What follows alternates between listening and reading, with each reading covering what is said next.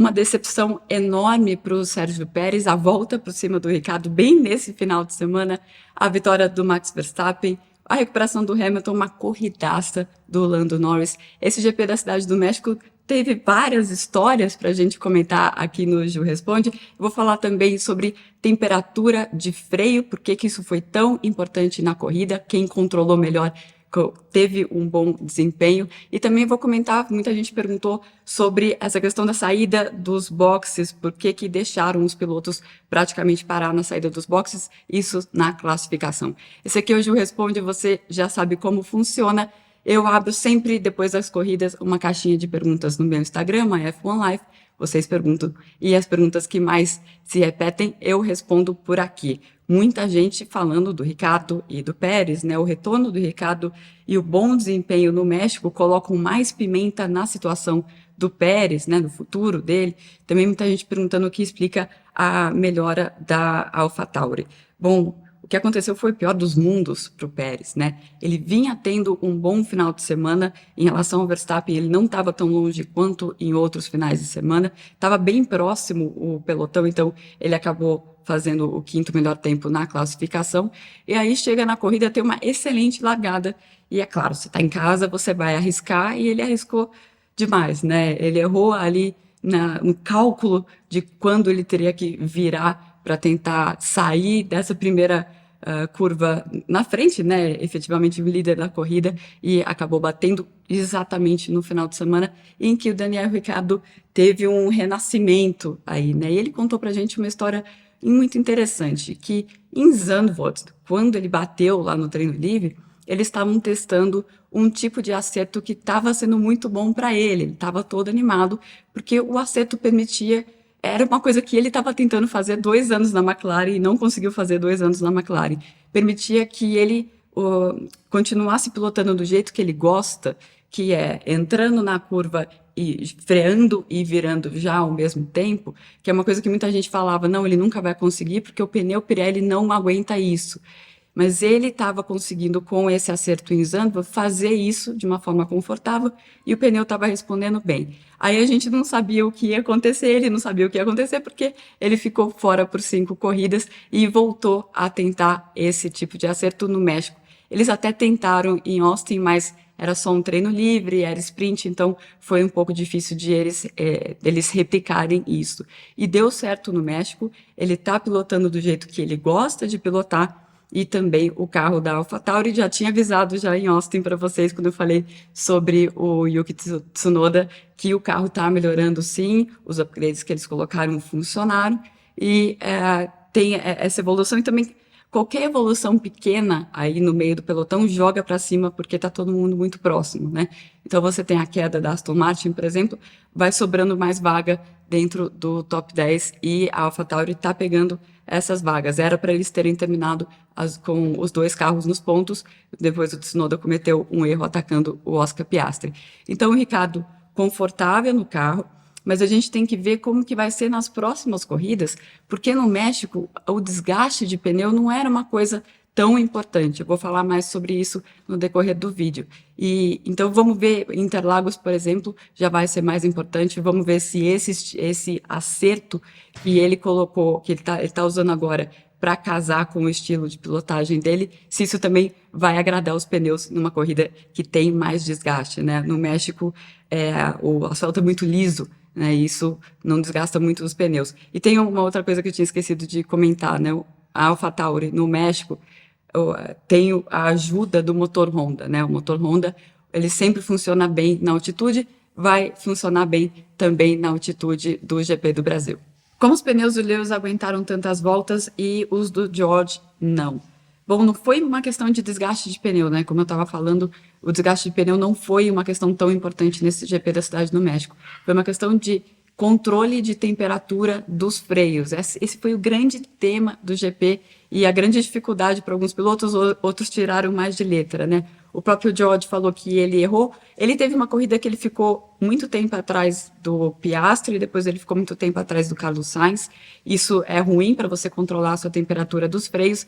E o que ele falou é que ele errou na administração dessa temperatura, porque ele diminuiu tanto o ritmo que o pneu dele esfriou e depois ele não conseguiu colocar o pneu na temperatura ideal de novo, e aí o carro começou a patinar para tudo quanto é lado. Isso que prejudicou muito a corrida do George Russell. Por outro lado, o Lewis Hamilton, ele foi muito decidido quando ele sabia, na relargada lá, que eles decidiram colocar o único jogo de pneu médio que eles tinham, o único jogo de pneus que eles tinham ainda disponível, e aí ele sabia que ele tinha umas 5 voltas para conseguir passar o Leclerc. Depois disso, o pneu dele ia cair e o pneu do Leclerc ia entrar na temperatura certa, ele estava com o pneu duro e seria mais difícil passá-lo.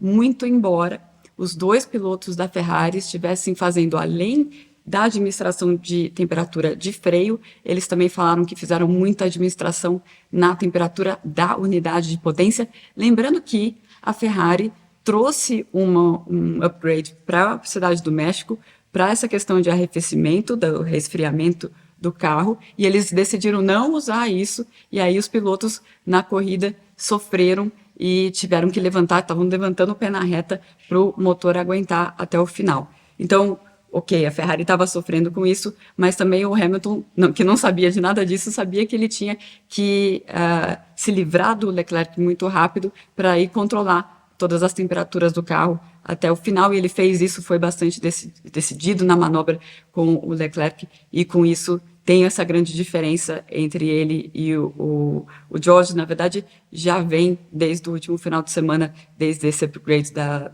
Mercedes, essa diferença entre os dois.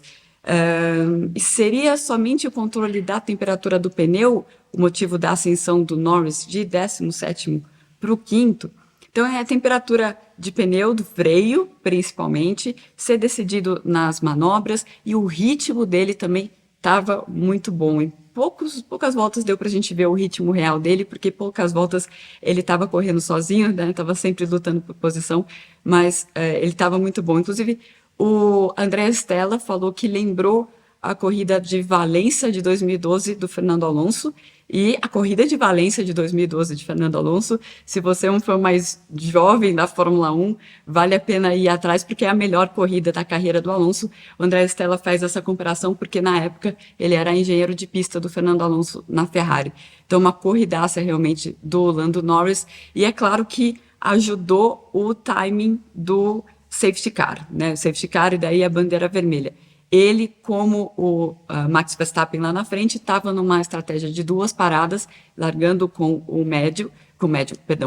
macio, e aí a segunda parada dele foi justamente no safety car, e aí ele economizou um tempo e foi mais para frente, e depois ele foi passando 1 a 1, né? Depois da relargada ele estava em 10º, terminou em 5º lugar, uma ótima corrida do Lando Norris. Como essas condições do GP influenciaram na suspensão do K-Mag, do Kevin Magnussen? Muito interessante essa pergunta. Então, vamos lá. O ar com menos oxigênio, porque a gente está a 2.200 metros, a mesma quantidade de ar, ela vai resfriar muito menos o carro. Por isso que os carros andam todos abertos aí, precisando de mais refrigeração para funcionar.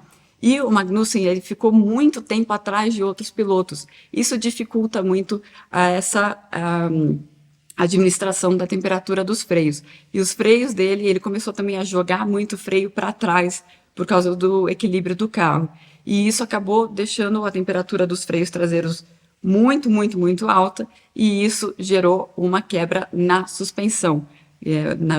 Na parte ali que fica perto do freio. Então, foi isso que aconteceu com o Magnussen. Ele disse que só bateu a mão, estava sentindo um pouco depois da corrida, mas estava tudo bem com ele, foi uma pancada e tanto. O que houve com o potencial da Williams na sexta-feira? Vou falar de novo de temperaturas. A Williams tem uma janela de funcionamento que é muito pequena, é muito estreitinha. Então, eles, nos treinos livres, eles estavam nessa janela.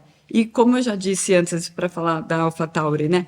O pelotão no meio, ele está muito, muito próximo. Então, você é jogado bem para frente se o carro está funcionando muito bem. Isso aconteceu nos treinos livres. Aí, na classificação, estava muito frio para o carro da Williams, e na corrida, domingo foi o dia mais quente desse final de semana, estava muito quente para o carro da Williams. Então, eles não estavam nessa janelinha muito, muito pequena de funcionamento do carro.